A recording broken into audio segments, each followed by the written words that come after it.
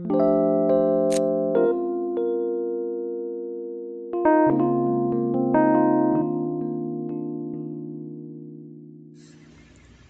po, isang maluwalhating pagbati at welcome po sa ating channel.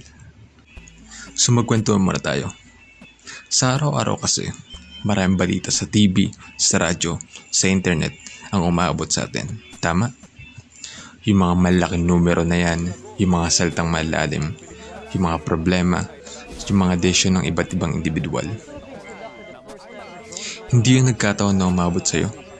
Kaya mga gagawin ko pong videos ay para po sa mga estudyante, para po sa ating mga kakilala, para po sa ating mga hindi kakilala, ngunit kabahagi pa rin po natin dahil gusto po nilang matuto ng disiplina ng economics. Para din po ito sa mga tao na may sapat na po na kaalaman at nais po magbahagi dito sa ating channel. Muli po, welcome, buhay po kayong lahat.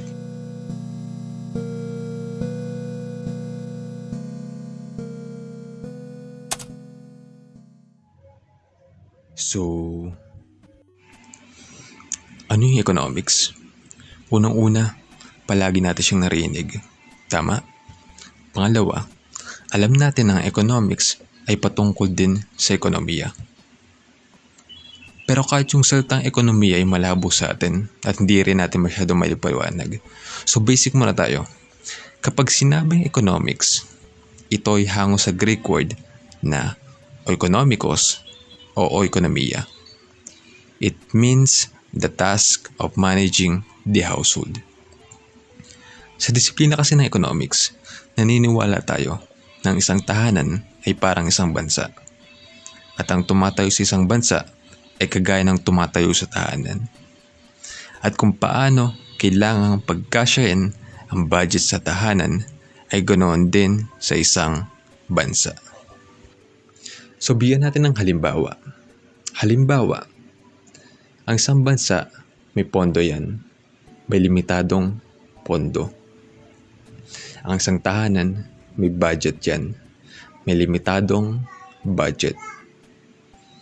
Ang isang tahanan meron niyang pinaggagastusan.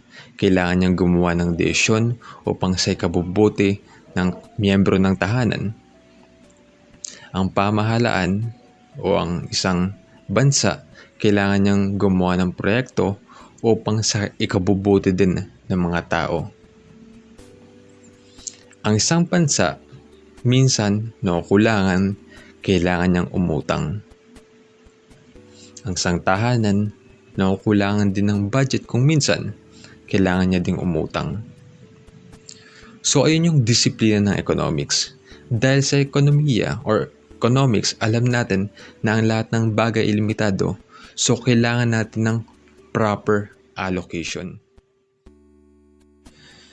Pero dahil meron po tayong mga social scientists, mga theories, mga experts, yung definition po ng economics na itinuturo ko sa inyo ay isa lamang sa mga definition ng economics na itinuturo sa mga universidad.